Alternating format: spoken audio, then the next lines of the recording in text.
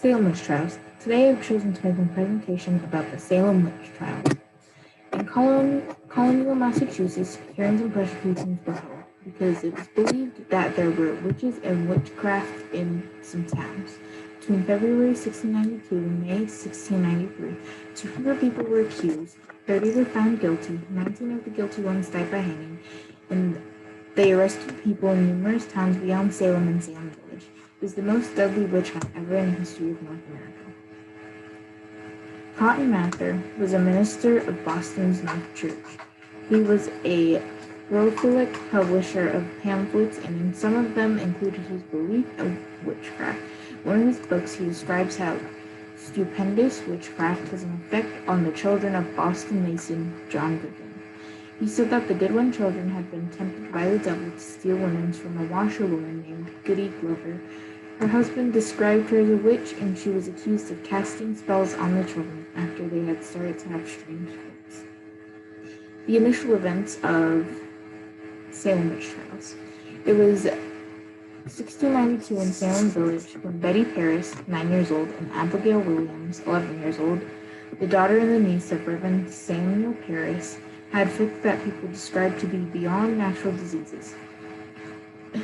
The girls said that they were pinched and poked with pins, even though the doctors could find no physical evidence of any ailments.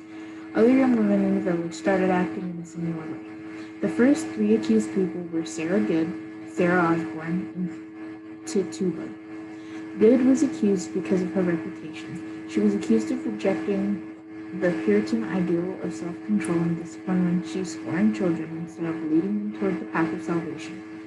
Osborne rarely attended church. She was accused because they believed she had her own self-interest in mind, following her remarriage to a indentured servant, which is basically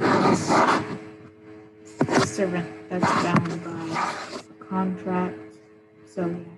And Tituba was accused because she was an enslaved South American Indian.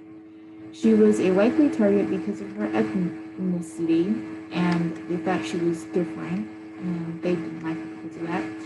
And she was accused of attracting girls with stories of enchantment from the book Malleus Maleficarum. They were all outcasts and had many traits of the usual suspect. So, some evidence from the Salem witch trials. A lot of the evidence, but not all of it, was used against the accused. There was the testimony of those who claimed they saw the apparition or the shape of the person who was allegedly being afflicted by them. When the afflicted claimed that they saw the apparition of a specific person, they accepted that as evidence. The best evidence they had to use was the touch test. If the victim was touched by the accused witch while the victim was having a fit and the fit stopped, it was believed the accused is the person who inflicted the victim. Other evidence was confessions of the accused, and they also identified other witches.